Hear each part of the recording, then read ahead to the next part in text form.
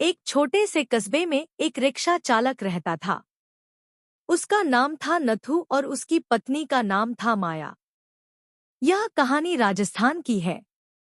यह कहानी सच्ची घटना पर आधारित है। यह कहानी भगवान के चमत्कार की है, लेकिन नाम काल्पनिक है। इसके सभी पात्र काल्पनिक है। इस कहानी को मैंने अपने ढंग से लिखने का प्रयत्न किया है। नत्थू बहुत ही नेक दिल इंसान था। वह रोज ऑटो रिक्शा लेकर जाता और लोगों को उनके घर पहुंचा आता। उसका व्यवहार एक छोटे बच्चे से लेकर बड़े बुजुर्गों सभी व्यक्तियों से बहुत ही अच्छा था। अपने मधुर व्यवहार के कारण लोग उसे पहचानने लग गए थे। रात के 1 बजे भी किसी ने अगर आवश्यक कार्य से बाहर जाना होता तो वह बेचारा 1 बजे भी उठ जाता। किसी भी लोगों को मना करने की उसकी आदत नहीं थी। महिलाएं रात के समय भी उस ऑटो रिक्शा चालक की ऑटो में बिना संकोच बैठ जाती थी।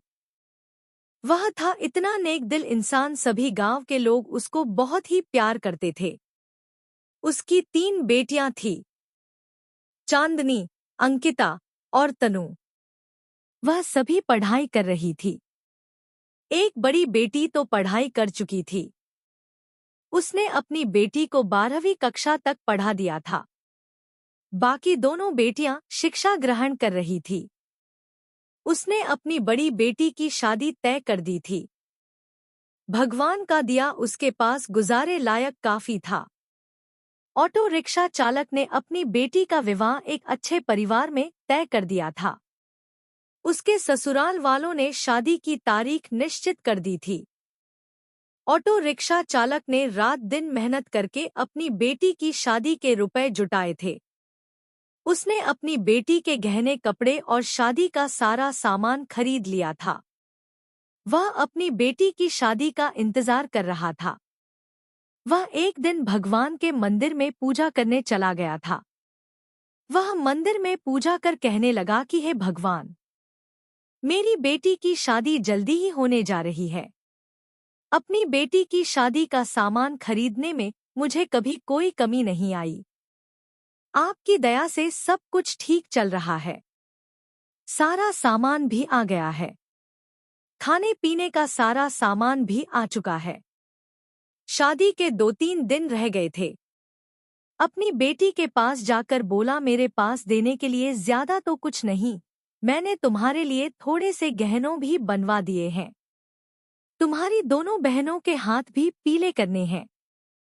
तुम्हारा हाथ एक अच्छे परिवार में दे रहा हूँ। लड़का अच्छी नौकरी करता है। तुम्हें वहां पर कोई भी कमी नहीं रहेगी। बेटा, लड़की तो पराया धन होती है। उसे तो एक न एक दिन ससुराल जाना ही पड़ता है। बेटा, निराश ना हो। आज मैं तुम्हें एक शिक्षा दे रहा हूँ। अपने ससुराल में बड़ों का सम्मान करना। अपने सास ससुर की खूब सेवा करना। मैं तुझे यह सीख दे रहा हूँ। बड़ों की आज्ञा का पालन करना। अपने सास ससुर को ही अपने माता पिता समझना। तुम्हें मैंने 12वीं तक की शिक्षा दी है और सिलाई भी सिखा दी है। तुम्हारे ससुराल वाले अगर तुम्हें नौकरी करने देंगे तो करना, वरना नहीं। हमारी मान मर्यादा का ख्याल रखना बेटा। लड़की ससुराल में अपने सद्गुणों से सभी को अपना बना लेती है। सास ससुर तुझे डांट डपट करे तो सोच लेना तुम्हें तुम्हारे अपने माता पिता डांट रहे हैं। मेरी इज्जत का सम्मान करना। अपनी बेटी को समझाने लग गया था। समझाते समझाते उसकी आंखों में आंसू आ गए थे। घर में शादी का माहौल था। घर में रिश्तेदारों का तांता लग गया था। दिन को सभी लोग आ जाते थे।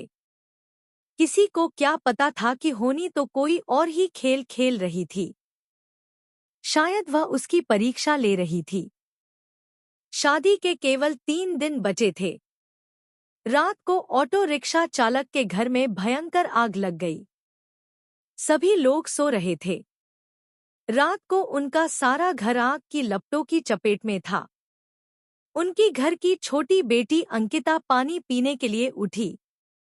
उसने देखा चारों ओर धुआं ही धुआं था। उसने दौड़कर अपने माता पिता को जगाया। तीनों बेटियां चिल्लाने लगी, आग आग, कोई हमें बचाओ। बड़ी मुश्किल से रिक्शा चालक ने पिछली बालकनी से जाकर एक डंडे के सहारे बालकनी से निकलने की कोशिश की। घर के सभी सदस्य बाल बाल बचे, लेकिन घर का सारा सामान आग की लपटों में खाक हो गया था। शादी का सारा सामान जलकर नष्ट हो गया था। चांदनी भी बेहोश हो गई थी। दोनों बहनें भी चक्कर खाकर गिर पड़ी थी। चांदनी को थोड़ा थोड़ा होश था। लोगों ने उन सब को बड़ी मुश्किल से बाहर निकाला। थोड़ी देर पहले जहां खुशियां छा रही थी, वहां का दृश्य देखा भी नहीं जा सकता था। जो भी देखता उसकी आंखों से आंसू निकलते। बेचारा अब क्या करेगा? बिना शादी के ही बेटी रहेगी। दुल्हा तो अब उसे ब्याहने से रहा। कुछ लोग तरह तरह की बातें करते। जितने मुंह उतनी बातें।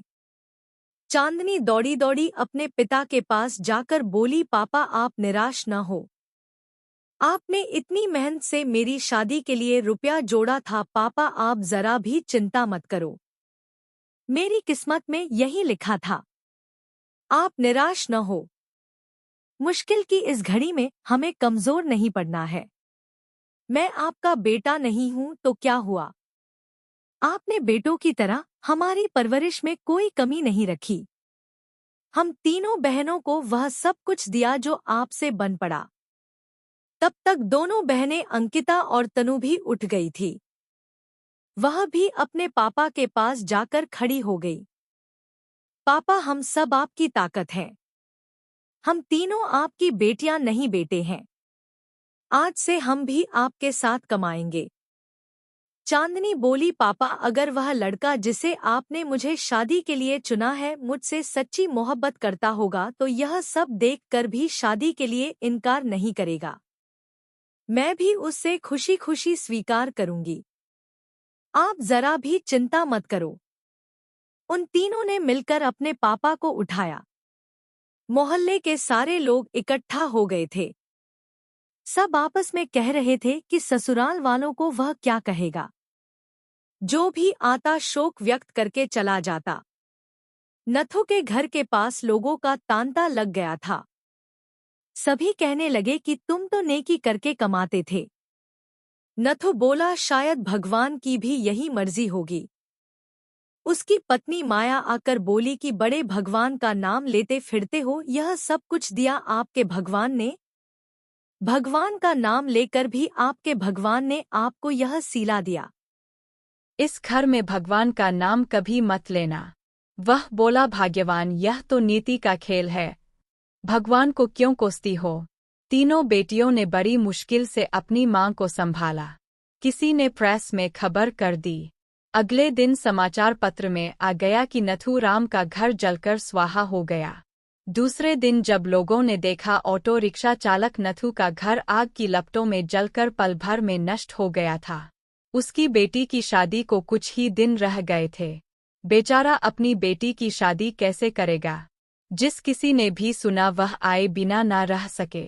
जितने भी लोग उसको जानते थे सब के सब आकर ना जाने क्या क्या लाए। उसका घर उपहारों से भर गया। कोई जेवर लाया, कोई कपड़े, कोई राशन, कोई रुपए। जिन सभी नेताओं ने सुना सभी ने नथुराम की सहायता की। वह था ही इतना नेक इंसान। उसकी बेटी की शादी को भला कोई क्यों नहीं आता। शाम तक उसके घर में ना जाने कितने रुपए इकट्ठे हो चुके थे। जब तीनों बेटियों ने अपने पापा को सारे रुपए थमाए उन सब को तो अपनी आंखों पर विश्वास ही नहीं हो रहा था कि जहां पर में सब कुछ नष्ट हो गया था वहां पर उनके पास इतना रुपया इकट्ठा हो गया था कि वह बैठे बिठाए तीनों बेटियों की शादी आसानी से कर सकता था। भगवान जब देता है तो छप्पर फाड़ कर देता है। उसने बड़ी धूमधाम से मंदिर में अपनी बेटी की शादी की। लोग आपस में कह रहे थे कि इस नेक दिल इंसान की सहायता भगवान क्यों नहीं करते। आज तो भगवान के चमत्कार पर सभी को विश्वास हो गया था। भगवान जो करता है अच्छा ही करता है। नथुराम की पत्नी आकर बोली, मुझे माफ कर देना। गुस्से में भगवान के लिए न जाने क्या क्या अपशब्द कह गई। तीनों बेटियां मुस्कुराकर अपनी मां को देख रही थीं। थोड़ी देर पहले जहां पर रुदन था वहीं पर सभी के चेहरों पर खुशी झलक रही थी। भगवान की माया प्रबल है। वह इंसान की कड़ी से कड़ी परीक्षा लेने में कोई कसर नहीं छोड़ता। नथुराम और उसकी बेटियों ने मुसीबत की घड़ी में मिलकर एक दूसरे का साथ दिया। अपने हौसले को डगमगाने नहीं दिया। उसकी बेटियों ने एक बेटे की तरह अपने पिता के विश्वास को ठेस नहीं पहुंचने दी। भगवान ने रातों रात छप्पर फाड़ कर उसकी सहायता की।